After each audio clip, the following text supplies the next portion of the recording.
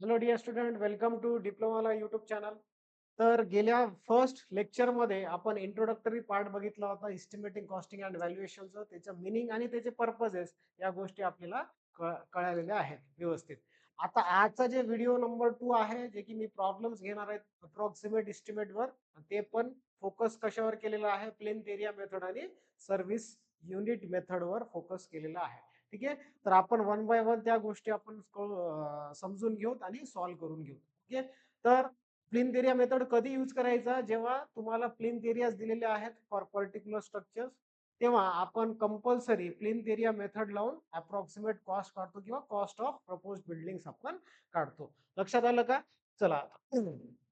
तर हा basically unit number 2 मधला इम्पॉर्टंट प्रॉब्लेम आहे. दॅट इज इस्टिमेशन किंवा problems on approximate estimate. Okay. तर आपण इस्टिमेट करतो कॉस्टिंगचा on the for the proposed structure किंवा बिल्डिंग युजिंग सिमिलर स्ट्रक्चर, किंवा त्याला आपण काय म्हणतो, एक्झिस्टिंग स्ट्रक्चर्स. ओके. लक्षात आलं का? चलो.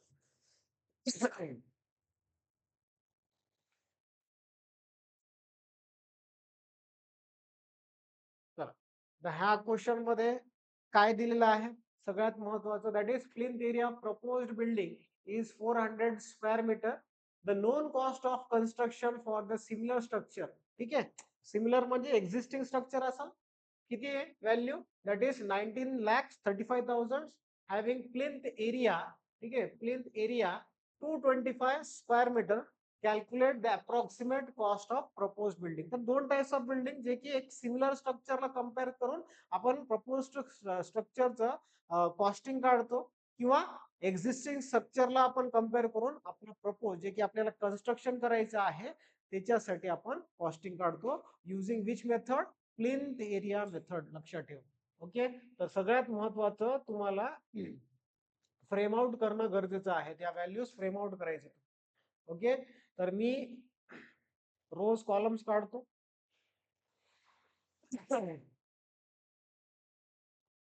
ओके.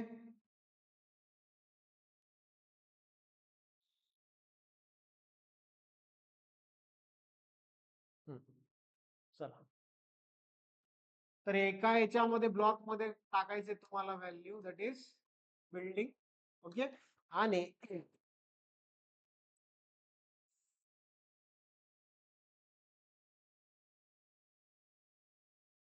That is existing. ठीक आहे. सिमिलर स्ट्रक्चर म्हणलं तर ते एक्झिस्टिंग मध्ये इन एक्झिस्टन्स राहील ते स्ट्रक्चर. दॅट इज बिल्डिंग दिलेलं आहे तर. आणि एक प्रपोज्ड बिल्डिंग, जे की आपल्याला कन्स्ट्रक्शन करायचं, त्याचं कॉस्टिंग करायचं आहे. ठीक आहे. आणि त्याच्यानंतर एक ब्लॉक कशाचं राहणार, प्लिंथ एरियाचं. आणि ते मेजरमेंट कशामध्ये करतो आपण, स्क्वेअर मीटर मध्ये करतो. आणि कॉस्ट लिहितो इथं, जे की रुपीज मध्ये राहणार. ठीक आहे. तर एक्झिस्टिंग स्ट्रक्चरचा एरिया किती आहे दिलेला आहे तुम्हाला, दॅट इज 225. आणि प्रपोज्ड, जे की कॅल्क्युलेट करायचं त्याचा कॉस्ट, त्याचा एरिया आहे 400. ठीक आहे. आणि 225 साठी कॉस्ट किती आहे, 19,35,000. ओके. 19,35,000. आणि याच्यासाठी आपल्याला व्हॅल्यू कॅल्क्युलेट करायचं आहे, कॉस्ट कॅल्क्युलेट करायचं आहे फॉर दी प्रपोज्ड बिल्डिंग. लक्षात आलं का? तर हा गोष्टी फ्रेम आउट करणं इम्पॉर्टंट आहे. गिव्हन डेटा समजून घेणं सगळ्यात महत्वाचं आहे. ठीक आहे. तर गिव्हन डेटा तुम्ही इन टर्म्स ऑफ या ब्लॉक मध्ये टाकलं तरी जमते. एकदम सोपा आणि सिंपल वे आहे for solving this plinth area method. Okay. तर by using plinth area method. It is the method used to calculate which estimate, approximate estimate. लक्षात ठेवा मित्रांनो, कोणता एस्टिमेट काढण्यासाठी, अप्रॉक्सिमेट इस्टिमेट काढण्यासाठी. ओके. अप्रॉक्सिमेटचा अर्थ काय, जवळपास आपल्याला ते अचीव करायचा राहतो, किंवा ते कॅल्क्युलेट करायचं राहतो. एक्झॅक्ट आपण सांगता येणार नाही की बाबा एवढंच व्हॅल्यू लागणार आहे. जवळपास आपण कॉस्ट काढतो, ज्याने करून आपले जे लॉसेस आहेत ते कमी करतो. आपण कन्स्ट्रक्शन जे ज्याच्यामध्ये आपल्याला नुकसान होणार आहे ते निग्लिजिबल कंडिशन्स मध्ये किंवा रेट्स मध्ये आपण ठेवतो. ओके. लक्षात आलं का? चलो. तर पहिले काय काढायचं आहे मित्रांनो, प्लेन्थ एरिया रेट काढावं लागेल. प्लेन्थ एरिया रेट कशावर, एक्झिस्टिंग बिल्डिंग. कशावर काढायचा, एक्झिस्टिंग बिल्डिंग वर तुम्हाला कॅल्क्युलेट कॅल्क्युलेट करायचं राहतं. मग ह्याचं फॉर्म्युला काय आहे? That is cost of existing building, cost of existing building divided by plinth area of existing building, existing building, existing building. ठीक आहे. तर आपल्याकडे कॉस्ट किती आहे? देअरफॉर PAR म्हणजे काय? Plinth area rate. ठीक आहे. PAR म्हणजे काय? Plinth area rate. तर इथं शॉर्ट मध्ये लिहून ठेवतो PAR. Okay. Therefore 19,35,000 divided by 225, कारण की एक्झिस्टिंगचा एरिया किती आहे? 225. चला कॅल्क्युलेट करा, किती येईल ते व्हॅल्यू चेक करा एकदा. तर हे जे 19,35,000 डिवायडेड बाय 225, तर ह्याचा रेट येतो मित्रांनो दॅट इज 8,600, म्हणजे 8,600 रुपीज पर स्क्वेअर मीटरचा रेट आपण काढलेला आहे. That is plinth area rate calculate केलेला आहे. आणि हाच व्हॅल्यू आपण यूज करतो to calculate cost of proposed building. Therefore approximate estimate for which building? Proposed building, बरोबर का? Proposed building equals to plinth area into plinth area rate. Correct आहे. Plinth area into plinth area rate. Correct. आता हे plinth area कशाचा रे? प्रपोज्डचा. आणि plinth area rate आपण वरच्या step मध्ये कॅल्क्युलेट केलेला आहे. करेक्ट आहे का? तर प्लिंथ एरिया रेट किती आहे? Sorry, plinth area that is 400 into 8,600. तर याची किंमत किती येईल? कॅल्क्युलेट करा चला. तर ह्याची किंमत येणार 34,40,000. करेक्ट आहे. 34,40,000 एवढं तुमचा व्हॅल्युएशन राहणार, अप्रॉक्सिमेट इस्टिमेट राहणार for the proposed building. Easy आहे एकदम. ठीक आहे. तर कोणताही क्वेश्चन आला तर प्लिंथ एरिया मेथडने सॉल्व्ह करायचा असेल तर पहिले तुम्हाला काय व्हॅल्यू माहित असणं गरजेचं आहे, that is plinth area rate of existing structure. त्याच्यानंतर तुम्ही इझिली प्रपोज्ड बिल्डिंगचा किंवा प्रपोज स्ट्रक्चरचा तुम्ही अप्रॉक्सिमेट इस्टिमेट कॅल्क्युलेट करू शकता. लक्षात आलं का? इथपर्यंत काय डाऊट? चला आता नो डाऊट नेक्स्ट क्वेश्चन घेऊ. हा, हे सर्व्हिस युनिट वर आहे. ठीक आहे. सर्व्हिस युनिट वर आहे. तुम्हाला काय दिलेलं आहे? आय थिंक याच्यामध्ये डाटा मिसिंग असेल. हा, याच्यामध्ये डाटा इनकम्प्लीट आहे. नेक्स्ट क्वेश्चन घेऊ आपण. ओके. तर बघा, तर हे तुम्हाला इस्टिमेट काढायचा आहे कशावरचा? दॅट इज हायस्कूल बिल्डिंगचा. करेक्ट आहे. हायस्कूल बिल्डिंग वर आपल्याला इस्टिमेट काढायचा आहे, अप्रॉक्सिमेट इस्टिमेट काढायचा आहे. तर प्रपोज्ड प्लिंथ एरिया, हे पण प्लिंथ एरिया रेटनच कॅल्क्युलेट करायचं आहे. करेक्ट आहे का? हे पण कोणत्या मेथडने कॅल्क्युलेट करायचं आहे? प्लिंथ एरिया रेटने कॅल्क्युलेट करायचं आहे. ओके. चल, तर बघा इथं, तर proposed plinth area, proposed plinth area दिलेला आहे. ओके. तर ह्याच्यामध्ये टोटल व्हॅल्यू किती आहे? That is 2,500 square meter. ठीक आहे. एवढं तुमचं प्रपोज्ड प्लिंथ एरिया आहे, त्याच्यावर आपण अप्रॉक्सिमेट इस्टिमेट कॅल्क्युलेट करतो. तर प्लिंथ एरिया रेट पण दिलेला आहे. प्लिंथ एरिया रेट किती आहे? Plinth area rate that is 4,000 rupees per square meter. तर तुम्ही कॉस्ट ऑफ बिल्डिंग काढू शकता. हायस्कूल बिल्डिंग म्हणलं तर मी इथं वर्ड बिल्डिंगच यूज करणार. कॉस्ट ऑफ बिल्डिंग कसं काढायचा? Plinth area into plinth area rate, plinth area into plinth area rate. Okay. किती आहे plinth area? 2,500 into plinth area rate येणार 4,000. दॅट इज दिलेलं आहे, ते गिवन व्हॅल्यू आहे. तर ह्याचं जे किंमत आहे किती येईल? हे टोटल व्हॅल्यू चेक करा, कॅल्क्युलेट करा तुम्ही.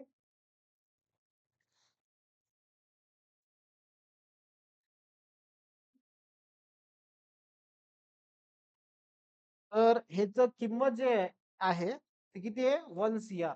किती येणार 1 CR.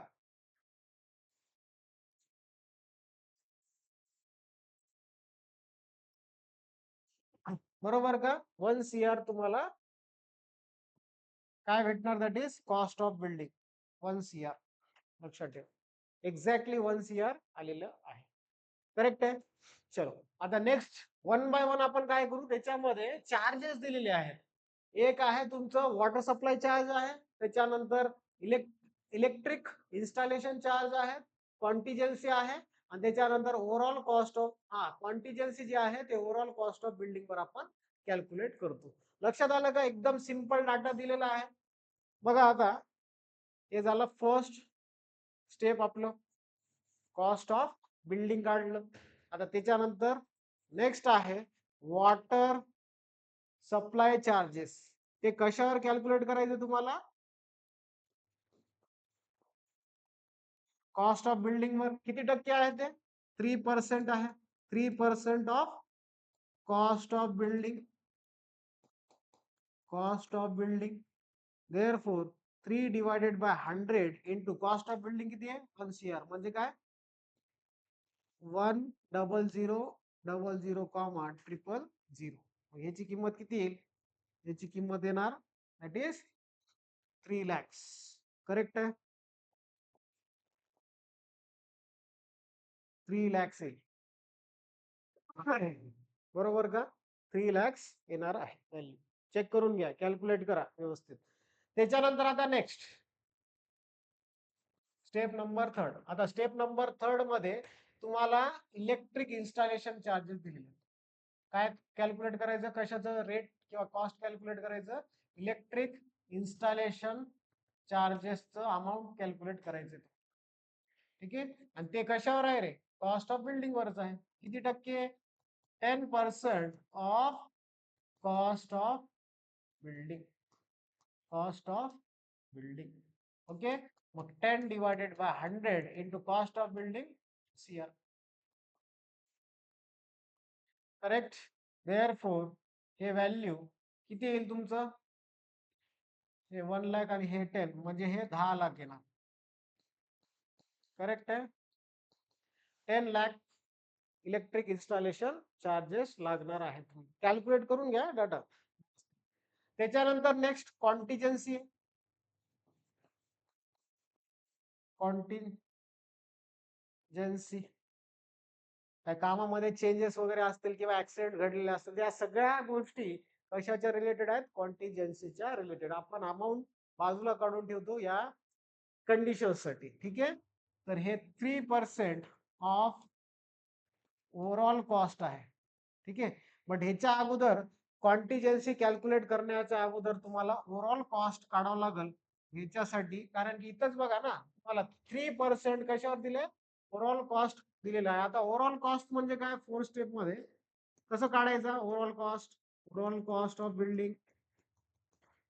Overall cost of building equals to 1 + 2 + 3 म्हणजे ज्या 3 स्टेप जे आपण कॅल्क्युलेट केलं कॉस्ट त्यांचं सगळ्यांचं सम तुम्हाला करायचं आहे. तर 1000000 प्लस इथं किती आलं रे 3 लाख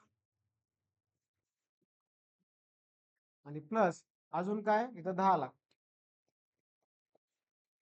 तर याची किंमत सांगा किती येईल व्हॅल्यू. तर हे येणार 1 लाख 1,13,00,000 बरोबर आहे 1,13,00,000 रुपीज येईल हे जसं. ओके चलो आता हा एकदा आपण ओव्हरऑल कॉस्ट काढला तर कॉन्टिजन्सी इझिली आपण फाइंड आउट करू शकतो. कॉन्टिजन्सी किती दिले 3% of overall cost of building. Overall cost of building. Overall cost of building. ठीक आहे मग 3 divided by 100 into overall cost किती 1,13,00,000. चला फाइंड आउट करा किती येणार हे 2 2 0 गेट कॅन्सल. मग ह्याचं कॅल्क्युलेशन सांगा बरं 3 इंटू 113,000 3,39,000. ठीक आहे, एवढं तुमचं कॉन्टिजेन्सी राहणार 3,39,000. आता फायनल स्टेप मध्ये ठीक आहे, फायनली आपल्याला काय कॅल्क्युलेट करायचं आहे तुम्हाला, अप्रॉक्सिमेट इस्टिमेट अप्रॉक्सिमेट इस्टिमेट. आणि ते कसं काढणार आहेत तुम्हाला, पहिले काय करावं लागेल मित्रांनो, ओव्हरऑल कॉस्ट कशामध्ये कॉन्टिजेन्सी मध्ये ऍड करून फायनली अमाऊंट कोणता भेटणार, दॅट इज अप्रॉक्सिमेट इस्टिमेट भेटणार आहे. दॅट इज 4 + 5 स्टेपचे व्हॅल्यूज अमाऊंट जे आहेत ते तुम्हाला ऍडिशन करायचे आहे. तर इथं 1,13,00,000 प्लस 3,39,000. ठीक आहे, 3,39,000. चला कॅल्क्युलेट करा किती येईल हे व्हॅल्यू. 1,13,00,000 प्लस 3,39,000. तर हे येईल मित्रांनो 1,16,39,000. चेक करून घ्या, क्रॉस चेक करा. ठीक आहे, तर एवढं तुमचं काय राहील, approximate estimate for which building, high school building. ठीक आहे, एकदम सोपे प्रॉब्लेम्स आहेत, याच्यामध्ये तुमचे सिल्ली मिस्टेक होऊ नये. ठीक आहे, तर कॉस्ट ऑफ बिल्डिंग आणि overall cost of building difference आहे या प्रॉब्लेम मध्ये. बघा, तर कॉस्ट ऑफ बिल्डिंग कसा काढला, पहिले plinth area into plinth area rate केलं. ठीक आहे, प्लिंथ एरिया दिलेला होता 2,500 आणि रेट किती आहे 4,000 पर स्क्वेअर मीटर. तर ह्याचं एस्टिमेशन जे आलेलं आहे ते 1 CR आलं. त्याच्यानंतर वॉटर सप्लाय चार्जेस आणि इलेक्ट्रिक इन्स्टॉलेशन चार्जेस हे आपण कॉस्ट ऑफ बिल्डिंग वरच काढतो, लक्षात ठेवा. आणि त्याच्यानंतर ओव्हरऑल कॉस्ट कसं काढणार आहे, स्टेप नंबर 1 चा अमाऊंट, 2 आणि 3 यांचं सगळ्यांचं ऍडिशन करून तुम्ही ओव्हरऑल कॉस्ट काढू शकता. कसं काय लागणार आहे, कारण की कॉन्टिजेन्सी जे अमाऊंट आहे किंवा कॉन्टिजेन्सी कॉस्ट कॉस्टिंग जे आहे ते कशावर आपण काढतो, ओव्हरऑल कॉस्ट वर काढतो. आणि ओव्हरऑल कॉस्ट आपलं किती आलं, दॅट इज सम 1,13,00,000. तर 3% आहे contingency value on which basis, on overall cost of building. तर याची किंमत 3,39,000. आता फायनली आपल्याला काय करायचं आहे, अप्रॉक्सिमेट इस्टिमेट काढायचं आहे. आणि ते कसं काढणार आहे, ओव्हरऑल कॉस्ट मध्ये कोणता कॉस्ट ऍड करायचं तुम्हाला, कॉन्टिजेन्सीज ऍड करायचे. तर फायनल अमाऊंट किती आलं, 1,16,39,000 एवढं अमाऊंट आलेलं आहे. ठीक आहे, आय होप सो हे 2 प्रॉब्लेम कळलेले असेल. ठीक, नेक्स्ट डे व्हिडिओ आहे तुमचं सर्व्हिस युनिट मेथड वर घेऊन येणार आहे, लेक्चर नंबर 3. बट मी सांगितलं होतं स्टार्टिंग व्हिडिओ मध्ये घेणार म्हणून, बट डाटा इथं इनकम्प्लीट दिसतो. ठीक आहे, तर त्याच्यामुळं नेक्स्ट स्लाइड मध्ये 2 प्रॉब्लेम मी कशाचे घेणार, that is service unit method वर घेणार आहे, जे की ब्रिज वर फोकस राहील. आणि बिल्डिंग्स मध्ये पण आपण काय यूज करू शकतो, सर्व्हिस युनिट. हॉस्पिटल्स मध्ये पण सर्व्हिस युनिट्स आपण यूज करू शकतो. त्या मेथड यूज करून आपण अप्रॉक्सिमेट कॉस्ट किंवा अप्रॉक्सिमेट इस्टिमेशन आपण कॅल्क्युलेट करू शकतो. ठीक आहे, होप सो हा व्हिडिओ तुम्हाला आवडला असेल. तर हा रेग्युलरली ट्रेंडिंग वाले क्वेश्चन्स होते, त्याच्यामुळे आपण या स्लाइड मध्ये ऍड केलेले आहेत. ठीक आहे, तर भरपूर आपण काही व्हिडिओज या सेशन्स मध्ये इस्टिमेटिंग कॉस्टिंग व्हॅल्युएशन्स मध्ये घेणार आहेत. ठीक आहे, तर ह्याचा फायदा भरपूर तुम्हाला MSBT मध्ये होणार आहे. ओके, तोपर्यंत आपण इथं व्हिडिओ स्टॉप करू. थँक्यू, धन्यवाद.